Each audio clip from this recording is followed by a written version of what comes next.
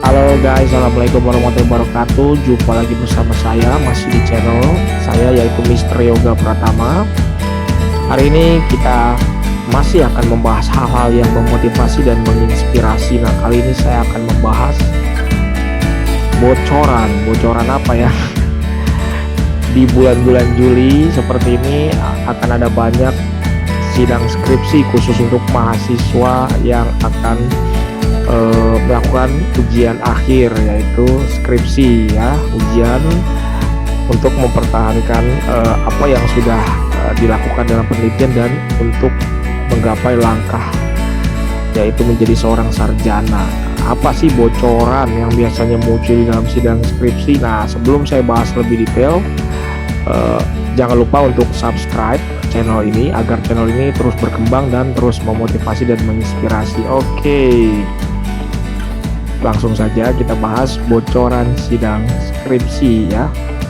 Kira-kira apa sih yang biasanya muncul di dalam sebuah sidang mempertahankan skripsi, atau dalam bahasa Inggris kita menyebutnya term paper defense ya. Apa nih yang di defense nih ya? Nah, anak-anak mahasiswa di tingkat semester akhir harus bisa mempertahankan defense skripsinya, tapi dengan tentu saja dengan cara-cara yang ilmiah dan akademik. Nah, saya akan membahas satu persatu ya yang kira-kira akan muncul ketika sidang skripsi ya.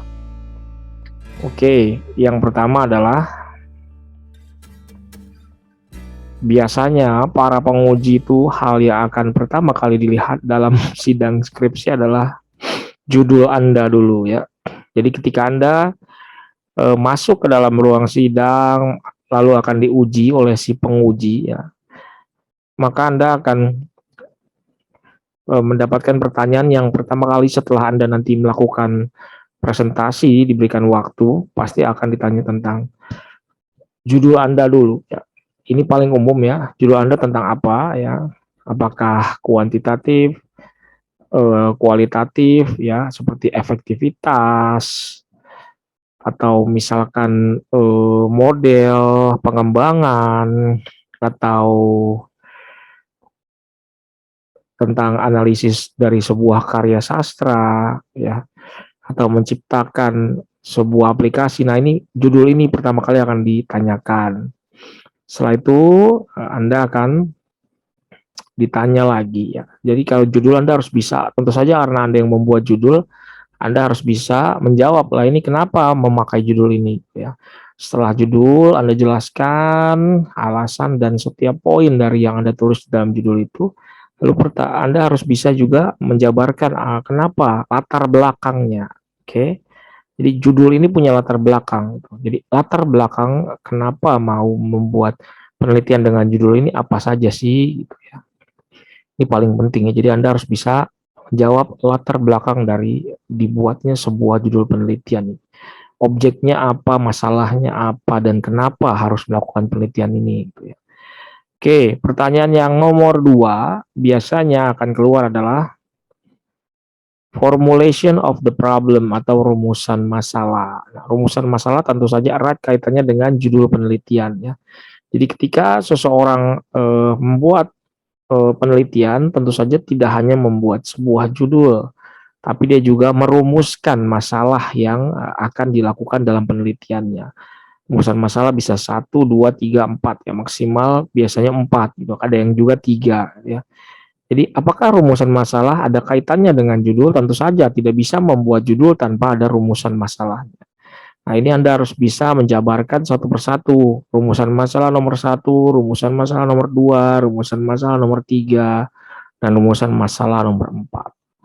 Ya, jadi Anda harus bisa menjawab pertanyaan nomor 2 setelah nomor 1 tadi judul. Yang kedua adalah biasanya penguji akan menanyakan tentang rumusan masalah. Apa saja yang kira-kira nanti menjadi rumusan masalah Anda, harus Anda bisa pertanggungjawabkan. Ya. Lalu berikutnya apa, Pak?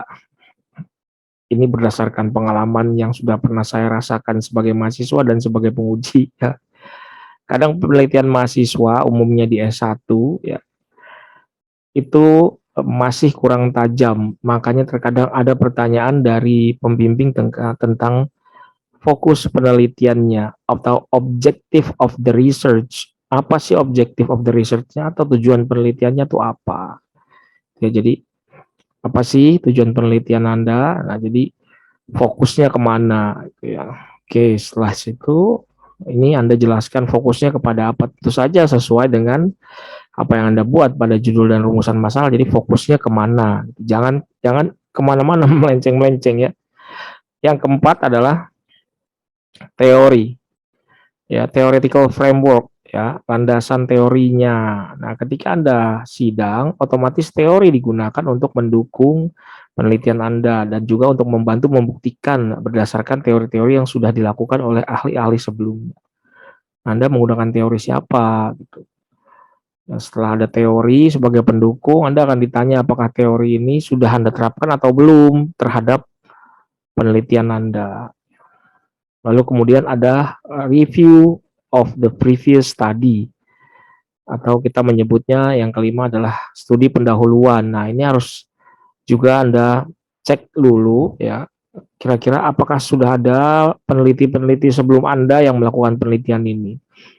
Jangan sampai nanti sudah ada yang meneliti kemudian Anda teliti ulang gitu ya. Nah, ini kan namanya wasting time ya, penelitian yang tidak perlu dilakukan. Nah, ini Anda harus jelaskan.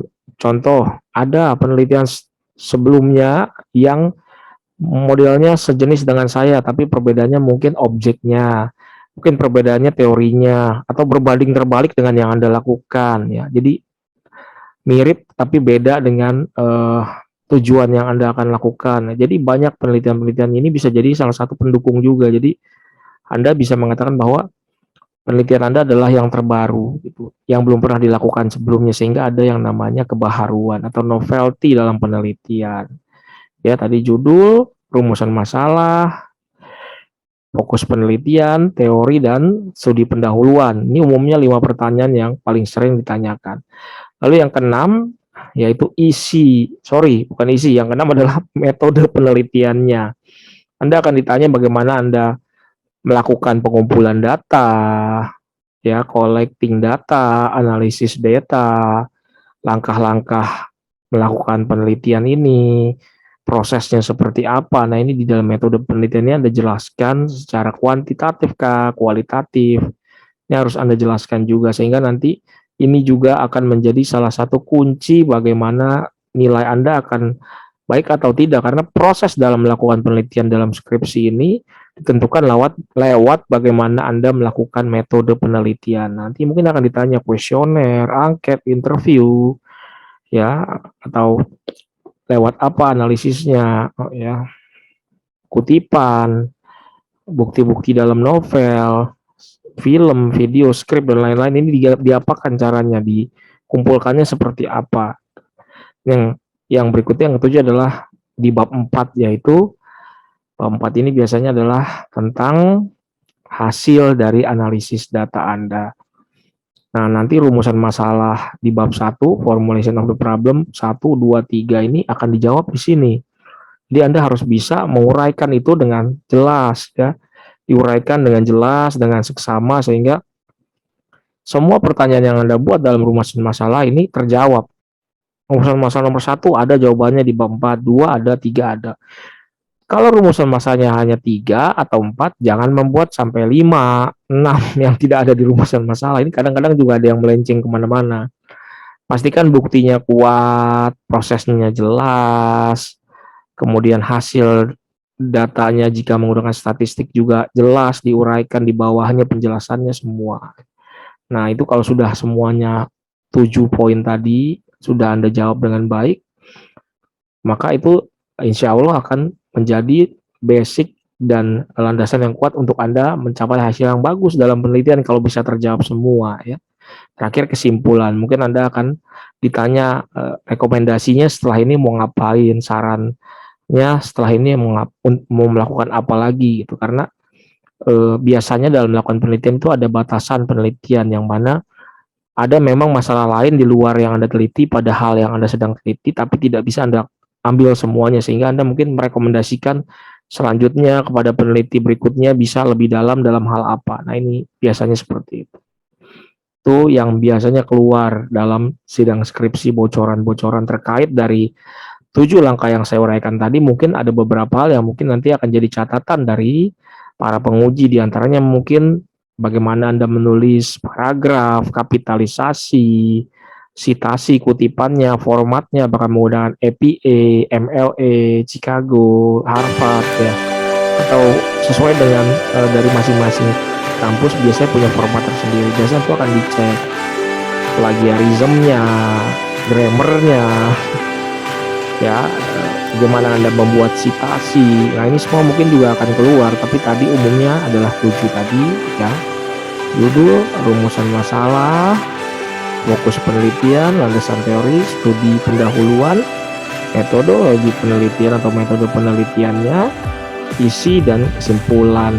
Ini akan umumnya ditanyakan. Ada 8 langkah dalam bocoran yang biasanya keluar dalam sidang skripsi. Nah, itu bagi adik-adik mahasiswa atau teman-teman yang akan sidang, pelajari itu ya, pertanggungjawabkan dan kuasai. Karena yang membuat skripsi adalah Anda, maka Anda pasti bisa menjawab ini semua dengan baik sehingga akan mendapat nilai yang maksimal. Itu saja mungkin bocoran dari saya. Sampai ketemu di video-video berikutnya. Salam sehat selalu. Assalamualaikum warahmatullahi wabarakatuh.